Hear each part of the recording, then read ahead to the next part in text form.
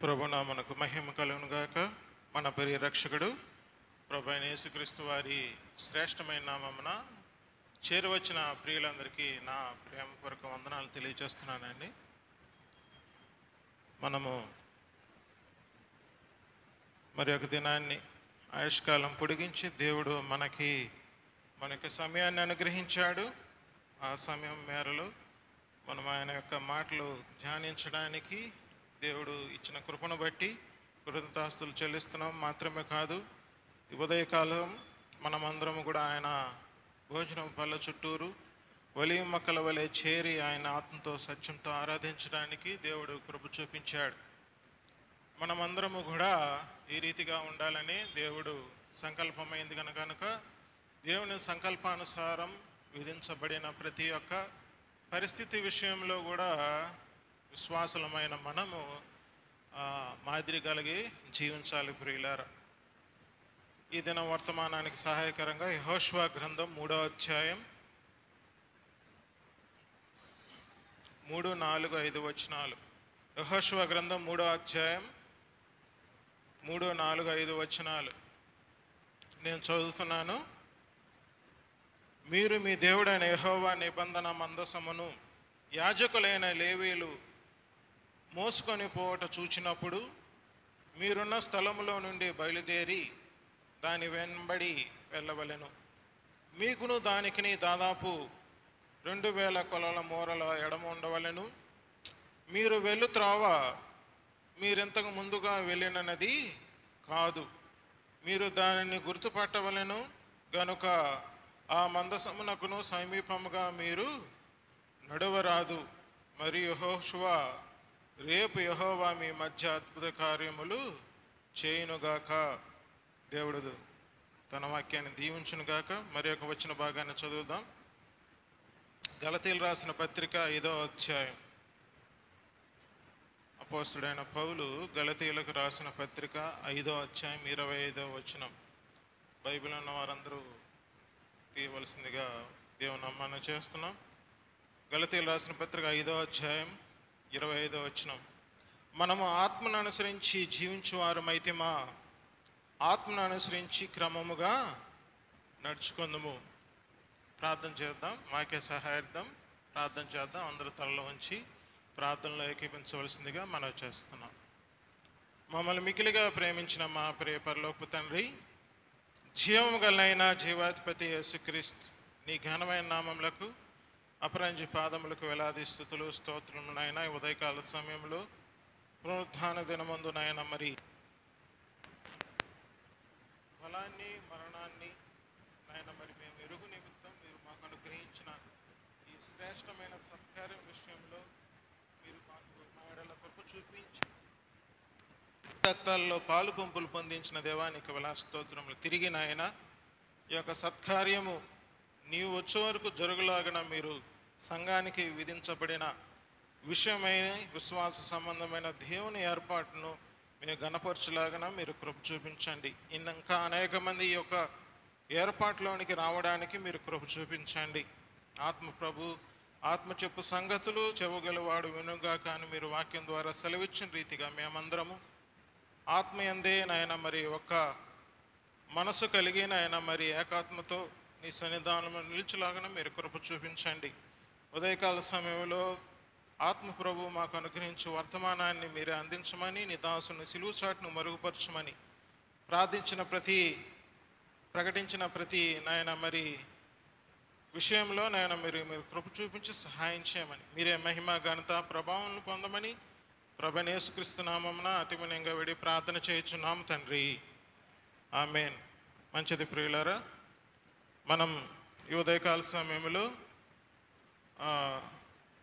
గత వర్తమానాలను అనుసరించే మన యొక్క వర్తమానం నడుస్తుంది. ఎందుకంటే ఒక దినము దేవుడు ఆత్మ ప్రత్యక్షతతో ఆత్మప్రభు ఇచ్చిన వర్తమానము అది మనం పొందుట ద్వారా వేరొక వర్తమానం మనకు అనుగ్రహిస్తాడు. ఆ విషయాన్ని నేను నమ్మి బలంగా ముందుకు సాగుతుండగా దేవుడు నాతో మాట్లాడే ప్రతి మాటని మీతో పంచుకోవడం జరుగుతుంది ప్రియులారా. ఈ దిన వర్తమానం యెహోషువ గ్రంథం 3వ అధ్యాయం 5వ వచనాన్ని చదువుదాం. సహాయం చేయండి ఎవరైనా.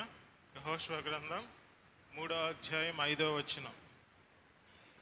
మరియు యెహోషువ రేపు యెహోవా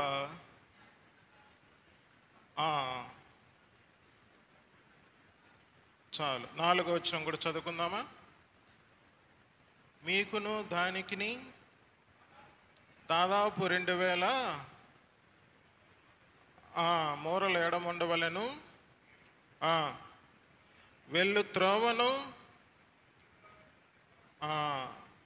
అద్భుత కార్యాలు జరిగించే దేవుడు మనల్ని పరిశుద్ధపరచుకోమంటున్నాడు. మాత్రమే కాదు, మనము ముందు నడిచిన త్రోవ ఇప్పుడు నడిచేది కాదు. అలాగే నమ్మి మనం ఈ 2025 సంవత్సరం నుంచి అడుగుపెట్టి మన హృదయాల్లో లేకపోతే మన మనసుల్లో ఒక తీర్మానం చేసి నడుస్తూ ఉంటారు కదా. 2025 హ్యాపీ న్యూ ఇయర్ అప్పుడే అయిపోయిందా? ఒక్కరోజే కదా. మరి క్రిస్మస్ అయిపోయిందా? ప్రియులారా, మనం చెప్పాం కదా, మనం ఒక వేడుకగా దేవుడు మనల్ని చేసి ఉన్నాడు కనుక మనం ప్రతి దినము కూడా ఆయన ఆత్మచేత నడిపింపబడితే ప్రతి దినము వేడుకే. మనం వెళ్ళే త్రోవ మునుపు అనుసరించి నడిచినది కాదు ప్రియులారా. కాబట్టి దేవుడు మనకి కొత్త త్రోవలు, కొత్త ప్రయాణ పద్ధతిని దేవుడు మనకి విశ్వాసులమైన మనకు విశ్వసించిన తోడనే దేవుడు మనకి అనుగ్రహించాడు. కాబట్టి అట్టి త్రోవలు మనం నడవవారం అయితే ఖచ్చితంగా మనం ఆ విషయంలో గ్రహింపగలిగే వారమై ఉంటాం. గలతీయులు రాసిన పత్రిక 5వ అధ్యాయం 25వ వచనం మరొకసారి చదువుకుందాం. గలతీయులు రాసిన పత్రిక 5వ అధ్యాయం 25వ వచనం. ఆత్మను అనుసరించి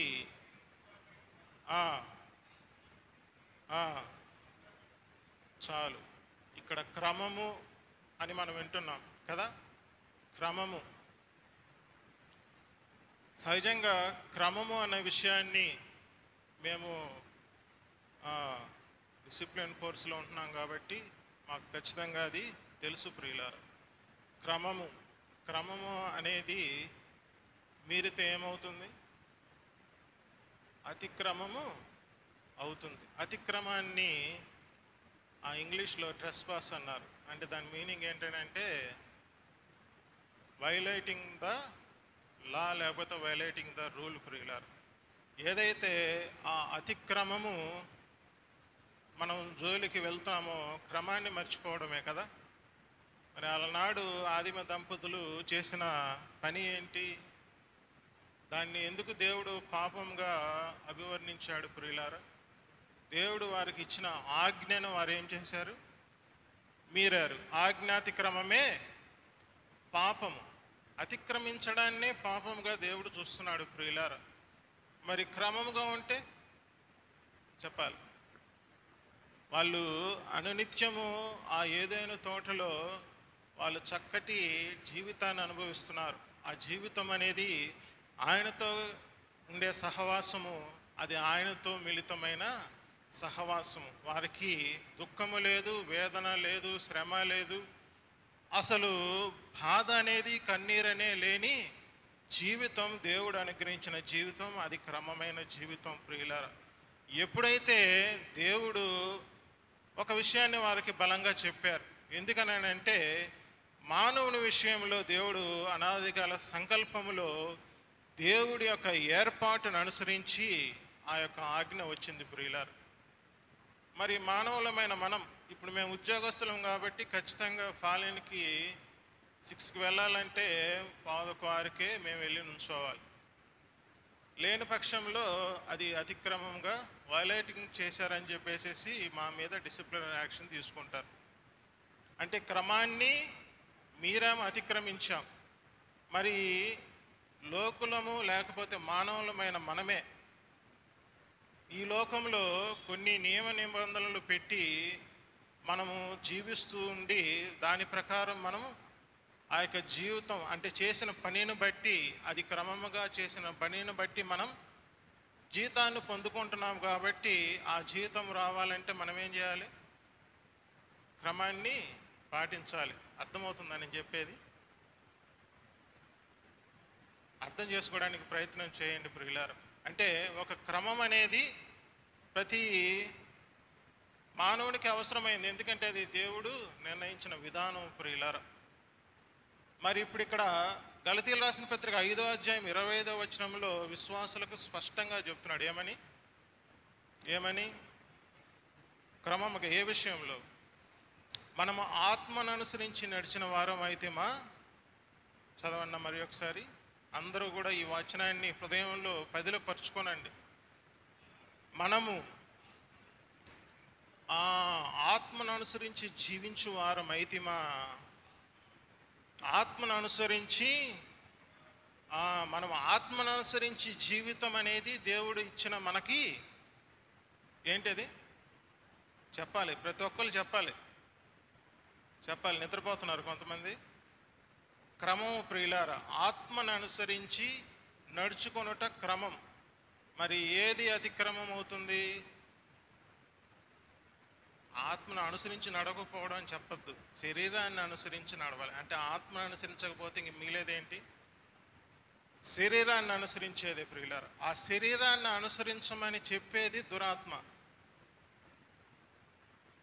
ధర్మశాస్త్రాన్ని ధర్మానుకూలంగా వినియోగించకపోతే మనం ఆత్మను అనుసరించి నడుచుకోలేం. శరీరాన్ని అనుసరించి నడిపిస్తున్నామని అంటే అది ధర్మశాస్త్ర మూలమగు నీతి, అది దురాత్మ పెట్టే నీతి. ధర్మశాస్త్రం అంటే పదాజ్ఞలు, అవి పవిత్రమైనది, అవి నిర్దోషమైనవి, ఆత్మ సంబంధమైనవి కదా. నువ్వు ఈ మాట అంటున్నావు ఏంటి అని అంటే దేవుడు విశ్వాసము కానిదేదో అది పాపం అంటున్నాడు. అట్లా అనరాదు. ఎందుకంటే ధర్మశాస్త్రాన్ని మనం పాపం అనకూడదు, కానీ అది పాపానికి బలాన్ని ఇస్తుంది. అది దేని ద్వారా బలాన్ని ఇస్తుందంటే శరీరాన్ని ఆచరించి నడచడం ద్వారా. మనం ఆత్మను అనుసరించి నడిస్తే అది ధర్మానుకూలంగా నడుచువారం అవుతాము. కేవలం మనం పదాజ్ఞలు చేయాలంటే ఆత్మను అనుసరించి నడవాల్సిందే. దేవుడు ఇచ్చిన అది నియమం ప్రియులారా. మనకు అది తెలియక మనం ఏం చేస్తున్నాం? ముందుగా ఆత్మను అనుసరించి నడిచే విధానములో, విశ్వాసి నడుచు క్రమములో అప్పుడు ఆత్మ చెప్పే సంగతులు ఖచ్చితంగా బయలుపరచబడతాయి. అప్పుడు ఆటోమేటిక్గా సంఘం అనేది ఆ ఆత్మానుసారమైన జీవితానికి అలవాటు పడుతుంది.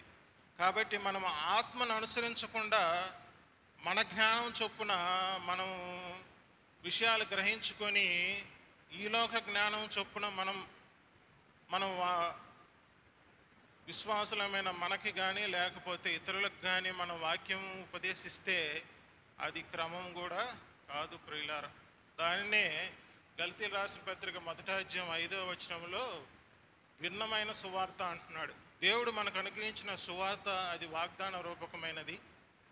ఆ వాగ్దాన రూపమైన ఆత్మ ద్వారా అది దేవుడు మనకు అనుగ్రహించాడు.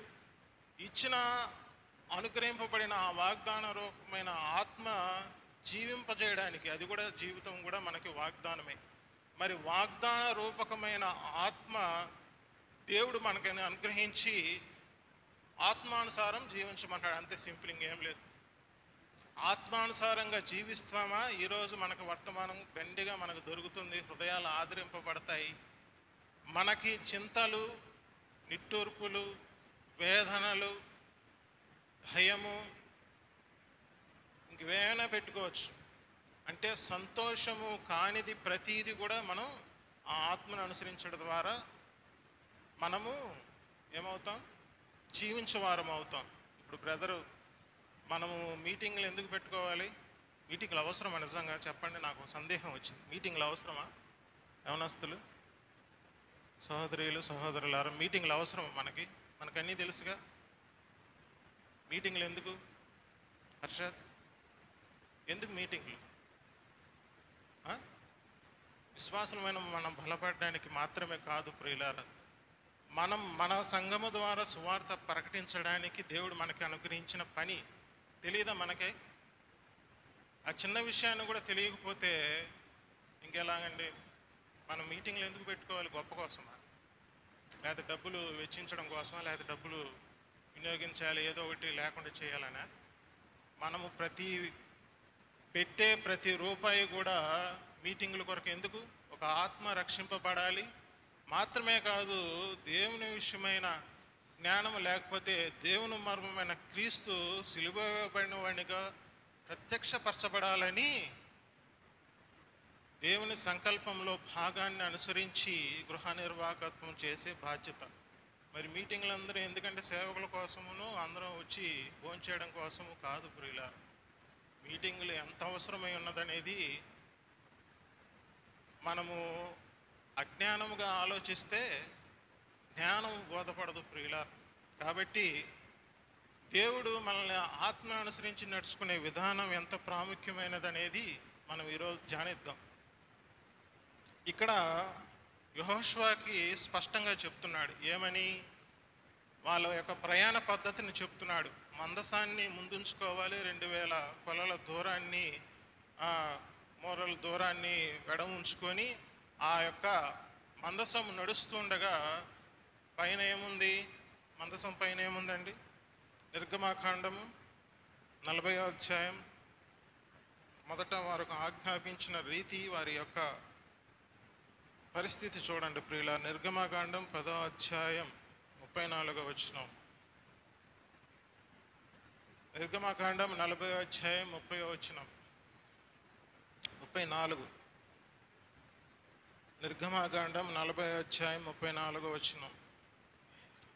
అప్పుడు మేఘము ప్రత్యక్షపు గుడారమును కమ్మగా యెహోవా తేజస్సు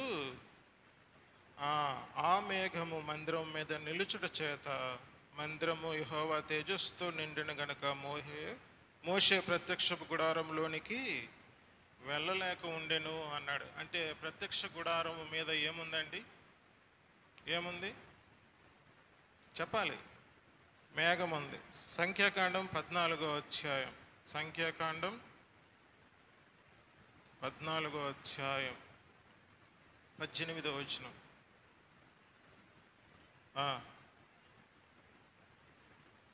క్షమించండి, 15వ అధ్యాయం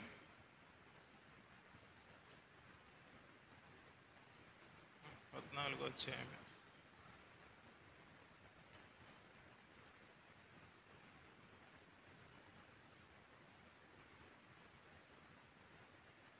క్షమించండి, నిర్గమాకాండమే 14వ అధ్యాయం 15వ వచనం.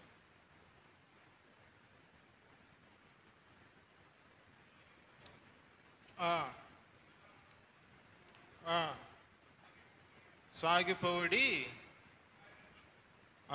చాలు ప్రియులారా. ప్రత్యక్ష గుడారము మందిరం మీద ఏముందండి? మేఘం ఉంది. మేఘము నడుస్తున్నంతనప్పుడు కూడా వారి యొక్క ప్రయాణం సాగిపోవాలి. ఇవన్నీ మనం ధ్యానిస్తే అర్థమవుతుంది. నిర్గమకాండము మనం 14 అంటే 12లో వాళ్ళు పస్కా పశువుకి ముందు, ఉదింపబడక ముందు వారు పాస్ ఓవర్ చేశారు. పస్కా అంటే పాస్ ఓవర్ కదా. వాళ్ళు ఆ ప్రయాణ పద్ధతిని దేవుడు వారికి అనుగ్రహించాడు.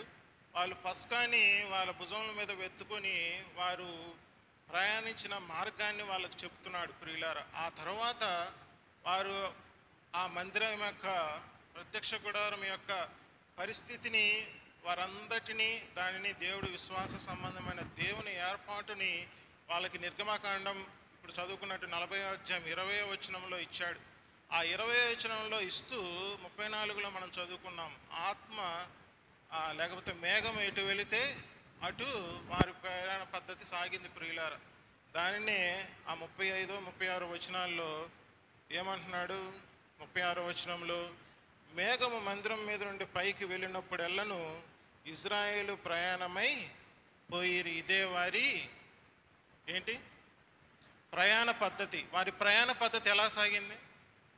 ఖచ్చితంగా మేఘాన్ని అనుసరించి సాగింది. యెహోవా ఆత్మ వారి మీద, లేకపోతే వారి మధ్య నివసిస్తుంది. ఎక్కడ నివసిస్తుంది? వారి మధ్య వారితో మాట్లాడుతుంది ప్రియులారా. ఆ మాటలు ఎక్కడి నుంచి వస్తున్నాయనంటే సంఖ్యాకాండం 7వ అధ్యాయం 90వ వచనంలో ఆ కెరూబుల మధ్యలో ఆ మందసం మీద నుంచి, ఎక్కడైతే కరుణాపీఠం ఉందో ఆ కెరూబుల మధ్యలో నుంచి దేవుడు మాట్లాడుతున్నాడు. ఆ ప్రయాణ పద్ధతి అంటే ఆయన మాట్లాడుతున్నాడు. ఆయన మాట్లాడాడు అంటే ఏమని? సాగిపోడి అన్నాడు. నిర్గమాకాండం మన 14వ అధ్యాయం 15వ వచనంలో, సాగిపోడి, మీరు ఊరకు ఉండి, మీరు ఏమి చేయనవసరం లేదు, నా మాట శ్రద్ధగా విని మీరు సాగిపోండి అని చెప్తున్న క్రమంలో మనం ఏం చేస్తున్నాం? లేకపోతే ఇజ్రాయేల్ ఏం చేశారు? కొంతమంది వారి యొక్క అభిప్రాయాన్ని మార్చుకున్నారు. ఇదేంటిది, మేఘం ఆగితే ఆగాలంట, ప్రత్యక్ష గుడారంలో దేవుడు కరుణాపీఠం మీద నుంచి మోషేకి చెప్తే నడవాలంట, ఇదెక్కడిది, మన ప్రయాణం మన ఇష్టం వచ్చినట్టు సాగితే మనం ముందు త్వరగా వెళ్ళిపోతాం కదా అని వారి యొక్క గ్రహింపులో వారు ఏం చేశారనంటే చాలామందిని ప్రేరేపించి వాళ్ళు వెళ్ళటం జరిగింది ప్రియులారా. అలా ప్రేరేపించి వెళ్ళటం ద్వారా వారు ఏమైపోయారు చూడండి.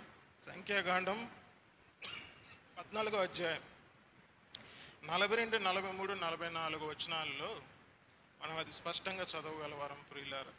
సంఖ్యాకాండం 14వ అధ్యాయం 48వ వచనం చదువుదామా? 41, 42, 43. అప్పుడు మోషే, ఇది ఎలా, మీరు యెహోవా మాట మీరుచున్నారేమి, అది కొనసాగదు. యెహోవా మీ మధ్యను లేడు గనుక మీరు శత్రువుల ఎదుట హతం చేయబడుదురు. మీరు సాగిపోతే ఏమైంది? 44వ వచనం చూడండి. 44వ వచనం. అయితే వారు మూర్ఖించి ఆ కొండ ఎక్కి పోయిరి, అయినను యెహోవా నిబంధన మందసమైనను మోషే అయినను పాలెములో నుండి బయలు వెళ్ళలేదు. అప్పుడు ఆ కొండ మీద నివాసముగా నున్న అమాలేకులను కనానీయులను దిగివచ్చి వారిని కొట్టి హోర్మా వరకు వారిని తరిమి హతము చేసిరి. మేఘము ప్రయాణం సాగించట్లేదు, అది అలాగనే నిల్చుంది. దానిని బట్టి ప్రత్యక్ష గుడారం నిల్చుంది. మాట, యెహోవా మాట వెడలలేదు. మీరు సాగిపోడి అని చెప్పట్లేదు, ఇక్కడ సాగిపోవద్దు అన్నాడు. అక్కడేమో సాగిపోమన్నాడు. సాగిపోమన్న చోటేమో వీళ్ళేమో వారి యొక్క అనుమానాలన్నీ వ్యక్తం చేశారు. కానీ దేవుడు, మీరు ఊరుకున ఉండి సాగిపోడి, మీకు నేను కార్యాలు జరిగిస్తానన్నాడు. అక్కడ వాళ్ళు సాగిపోయి వారు విశ్వాసం ఉంచడం ద్వారా వారికి అక్కడ ఏం జరిగిందండి? వాళ్ళు విజయం వచ్చింది. ఇక్కడ ఏమొస్తుంది? అక్కడ మోషే గుడారము, అది ప్రత్యక్ష గుడారము ముందుకు వెళ్ళట్లేదు, పాలెములు అలాగే నిల్చున్నారు, మేఘము కదలట్లేదు, యెహోవా మాట మన యుద్ధ లేదు. అప్పుడు ఏం చేయాలి? ఆగిపోవాలి. ఆగిపోకుండా వాళ్ళు మూర్ఖించి ఏం చేశారు? వెళ్ళడం ద్వారా పైన అమాలేకులు వచ్చి వారి మీద పడ్డారు. మనము కూడా ఆత్మానుసారంగా నడవలసిన జీవితాన్ని మనము ఆ రీతిగా నలచకుండా, అంటే శరీరాన్ని అనుసరించి నడవడం ద్వారా మనం ఏమైపోతున్నాం? క్రమము మీరి అతిక్రమంలోకి వెళ్తున్నాం. తద్వారా మనం మూర్ఖించి, నేను ఇలానే చేస్తాను, నా యొక్క శ్రమనే నేను నమ్ముకుంటాను, నా యొక్క దాన్ని ఏమంటారు, సామర్థ్యాన్ని నేను నమ్ముకుంటాను అని ముందుకు సాగితే ఖచ్చితంగా మనం వాళ్ళతో పడిపోతాం ప్రియులారా. తద్వారా మన శరీరంలో నివసించు పాపము ఆ ఆజ్ఞ ద్వారా హేతువు చేసుకొని జీవంలోకి వస్తుంది. తద్వారా మనం చనిపోతాం. అదే రోమీయులకు రాసిన పత్రిక 7వ అధ్యాయంలో స్పష్టంగా చెప్తున్నాడు. ఆశింపవద్దనే ఆజ్ఞ నేను తీసుకొని ఇతరులను నేను ఆశించకూడదనే విషయంలో నేను ధైర్యంగా ఆజ్ఞని నేను పాటించడం ద్వారా శరీరంలో నివసిస్తున్న పాపం ఏదైతే ఆజ్ఞ హేతువు చేసుకుని నన్ను జీవింపజేసింది శరీరం ద్వారా, తద్వారా నేను చనిపోతున్నానని స్పష్టంగా ధర్మశాస్త్ర మూలమగు నీతి మానవుని నీతిని, అది దేవుని నీతిని నెరవేర్చదని స్పష్టంగా చెప్తున్నాడు. ఇక్కడ మనం ధర్మశాస్త్రాన్నే తీసుకున్నాం. ఆ ప్రయాణ పద్ధతిలో దేవుడు ఎక్కడ ఉంచాడు? మరొకసారి చదవండి. యోహాను నిర్గమకాండం 40వ అధ్యాయం 20వ వచనం చూడండి. నేను ముగిస్తాను.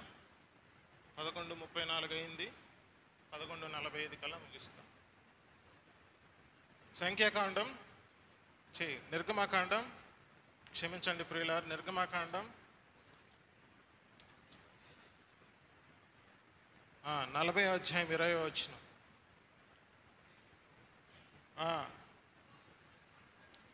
యెహోవా మోషేకు ఆజ్ఞాపించినట్లు అక్కడ శాసనములు తీసుకొని మందసములో ఉంచి ఆ, గూర్చి దాని మీద కరుణాపీఠము ఉంచెను ప్రియులారా.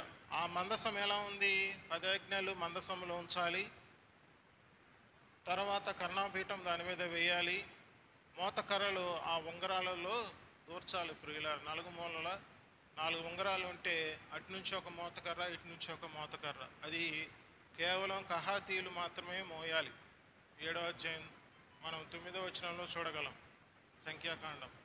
కహాతీయులకి ఎడ్ల బండ్లు ఇవ్వలేదు దేవుడు. అలా ఎడ్ల బండ్లు ఇస్తే వాళ్ళు ఎడ్ల బండ్ల మీదే అది మోయాలని ఉండేదేమో, కానీ దేవుడు వారిని మోతకర్రల మీదే మోయమని దేవుడు ఆజ్ఞ ఇచ్చి ఉన్నాడు. ఆ మోతకర్రలు ఇచ్చింది కూడా ఎందుకోసం అంటే ఆ మందసాన్ని మూవ్ చేయడానికి. దానిలో ఏముంచాలంటున్నాడు?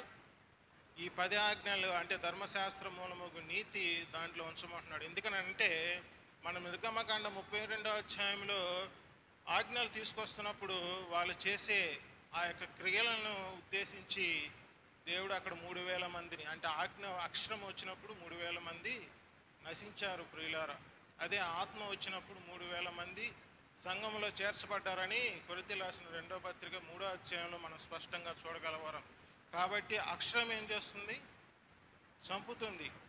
అంటే ఆజ్ఞ చంపుతుంది, ఆత్మ జీవింపజేస్తుంది ప్రియులారా. కాబట్టి దేవుడు విశ్వాస మూలమగు జీవితాన్ని ఆనాడు ధర్మాన్ని పోల్చాడు. నిర్గమకాండం ద్వితీయోపదేశకాండం 30వ అధ్యాయం మనం గమనించినట్లయితే అక్కడ స్పష్టంగా దేవుడు రాస్తున్నాడు ప్రియులారా. ఆ ధర్మము, మోషేకి అనుగ్రహించిన ధర్మము, అది పైనుంచి వచ్చేది, మన హృదయంలో విశ్వసిస్తే నోటితోంచి ఒప్పుకునేది. దాన్నే మనం రోమీయులకు రాసిన పత్రిక 10వ అధ్యాయంలో దేవుడు మనకు రక్షణగా దేవుడు దాన్ని విశ్వాసాన్ని అనుగ్రహించాడు. దానినే దేవుని నీతిగా మనం ఇప్పుడు పొందుకొని మనం జీవిస్తున్న వారం. కాబట్టి ఆత్మను అనుసరించి నడిస్తే ఆ ప్రయాణ పద్ధతి మనం ముందుకు సాగుతుంది.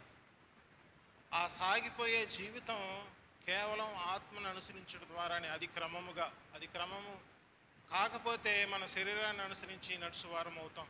మరి శరీరాన్ని అనుసరించి నడవడం ద్వారా మేలేం లేదు ప్రియులారా. మనము ఖచ్చితంగా పాపం చేయవారం అవుతాం. ఈరోజు నువ్వు పాపం చేయకుండా ఆజ్ఞను హేతువు చేసుకొని నీ సామర్థ్యంతో నడవచ్చు, కానీ నీకు తెలియకుండానే అదేం చేస్తుంది? నిన్ను పాపమునకు నెట్టివేస్తుంది ప్రియులారా. ఈ సత్యాన్ని ఎరిగితే మనం డెఫినెట్గా దేవుని వాక్యముతో లేకపోతే దేవుని మాటతో మనం జీవించగలవారు. ఆ అభ్యాసం అనేది అది కేవలం అది మనము విశ్వాసం ఉంచి చేస్తేనే, నోటితో ఒప్పుకుంటేనే జరుగుతుంది. నేను నీతిమంతుడు కనుక నేను విశ్వాసం మూలంగా జీవించాలి అని అంటే నీ ప్రయాణ పద్ధతి విశ్వాసం మూలంగా ఆత్మానుసారంగా నడుస్తుంది. నేను ఆజ్ఞహేతువు చేసుకుని నేను ఆ ఆజ్ఞని అనుసరించి నేను ఇప్పుడు సపోజ్ నేను దొంగిలకూడదని ఆజ్ఞ తీసుకున్నాను. నేను దొంగతనం చేయకుండా నేను జీవించాలనే ఆజ్ఞ తీసుకుంటే అది ఖచ్చితంగా ఆ ఆజ్ఞ ద్వారా నువ్వేం చేస్తావు? దొంగిలితం అని దాని అర్థం. ఎందుకంటే దేవుని మాట నిరర్థకం కాదు ప్రియులారు. అలాగనే నేను ఆశింపవద్దనే ఆజ్ఞ నేను తీసుకుంటే ఖచ్చితంగా ఆశిస్తాను. అదే పౌలు భక్తుడు స్పష్టంగా ఆయన అనుభవపూర్వకంగా చెప్తున్నాడు. మోషే కూడా మనకి ప్రయాణ పద్ధతిని దేవుడు అనుగ్రహించిన ఆ ప్రయాణ పద్ధతి, దానినే తిమోతి రాసిన 1వ పత్రిక 1వ అధ్యాయం మనము 5వ వచనములో విశ్వాస సంబంధమైన దేవుని ఏర్పాటు అన్నాడు. దాన్ని ఆ ఏర్పాటును అనుసరించాలి. ఆ ఏర్పాటు ఏదో కాదు. రోమీయులకు రాసిన పత్రిక 11వ అధ్యాయం 6వ వచనం చదవండి, ముగిస్తున్నాను.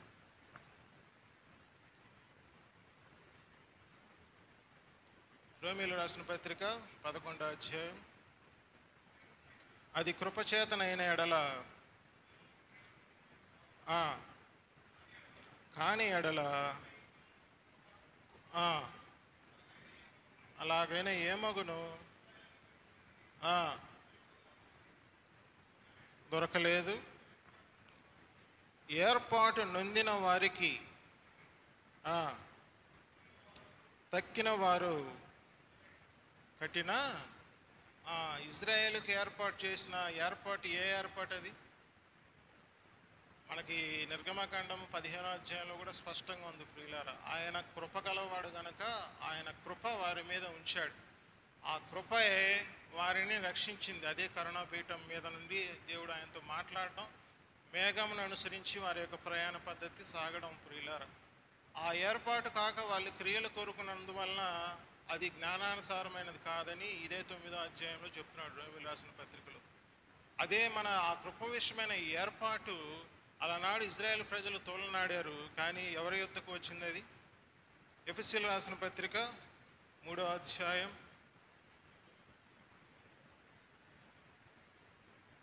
3వ వచనం చదువుతామా? ఎట్లనగా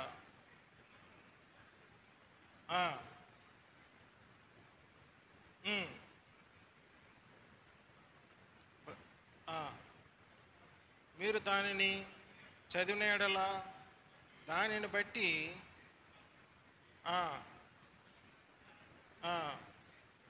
గ్రహించగలరు.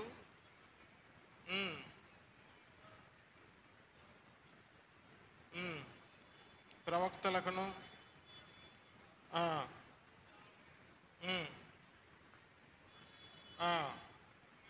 ఈ మర్మమేదనగా క్రీస్తు యేసునందు సమాన వారసులను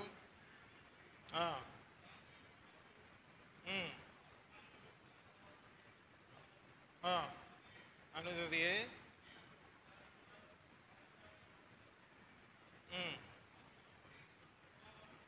కృపావరము చొప్పున నేను ఆ సువార్తకు పరిచారకుడనైతిని. దేవుడు మన ప్రభు అయిన క్రీస్తు యేసునందు చేసిన నిత్య సంకల్పము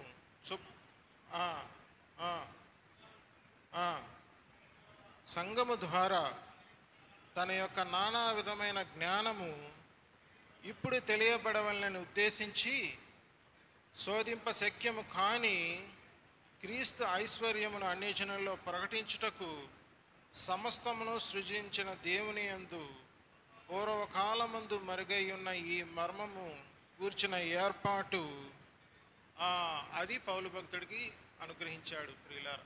ఆ కృప విషయమైన ఏర్పాటు అనేది పౌలు భక్తుడికి అన్ని జనాల మనము క్రీస్తు యేసునందు విశ్వసించడం ద్వారా ఆ ఏర్పాటు, ఆ గృహ నిర్వాహకత్వం, ఏదైతే విశ్వాస సంబంధమైన దేవుని ఏర్పాటు, అదే ఆత్మను అనుసరించే విధానము, అవన్నీ కూడా దేవుడు మనకి అనుగ్రహించాడు. మనము ఆత్మను అనుసరించి నడుచువారం అయితమా క్రమముగా దాన్ని ఏం చేస్తాం?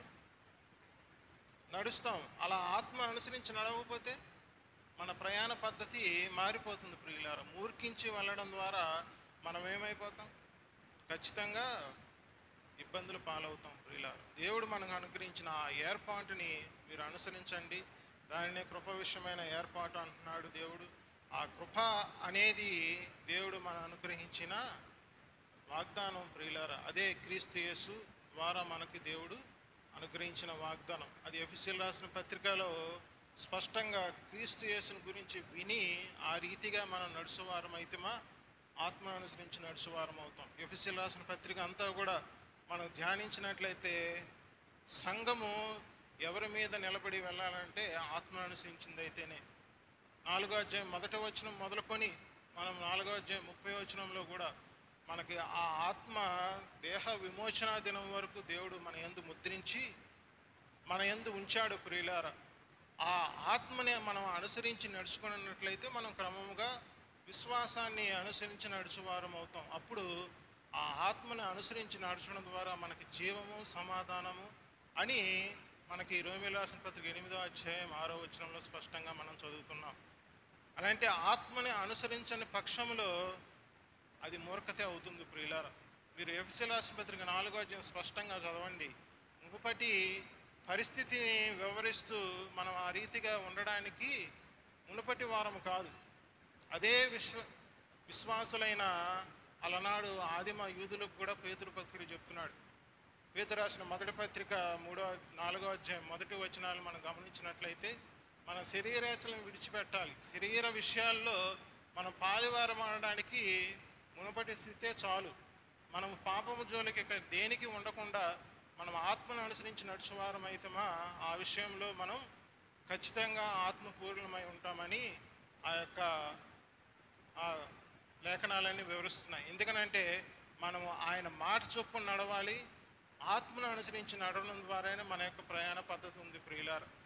మనం ఆత్మని అనుసరించి నడవకపోవడం ద్వారా దేవుని మాట మన యొద్దకు రాదు. తద్వారా ఏమైపోతాం? ఆత్మని అనుసరించి లేకపోతే దేవుని మాట వలన జీవించే విధానాన్ని మనం పక్కకు తొలగినట్టే ప్రియులారా.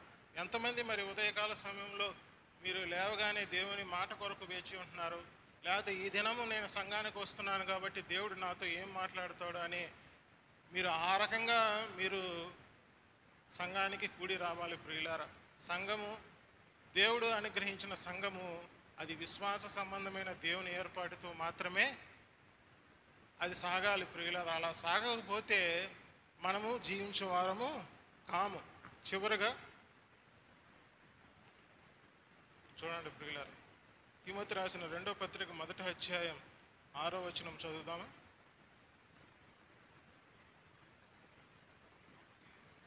ఆ హేతువు చేత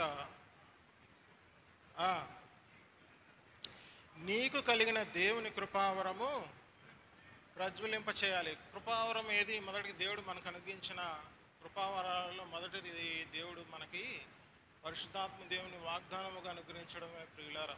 ఆ వాగ్దాన ఆత్మ అది మనకి వాక్యరూపకమైనదే. ఆ వాగ్దానం రూపకం వాక్యరూపకమైనదని రోమీయులకు రాసిన పత్రిక 9వ అధ్యాయం 9వ వచనంలో చెప్తున్నాడు. ఆ వాక్యమే ఏం చేసింది? శారా విషయంలో ఏం చేసింది? కార్యాన్ని చేసింది. అలా దేవుని వాక్యానుసారంగా లేకపోతే దేవుని మాట వలన జీవించేవారు ఏ రీతిగా ఉంటున్నారు మనం చూస్తాం కదా. ఆదికాండం 26వ అధ్యాయం 12వ వచనంలో ఇస్సాకు ఆ సంవత్సరం విత్తనం వేసి అసలు ఫలాన్ని పొందలేదా, లేకపోతే ఎన్నంతల ఫలం పొందాడు?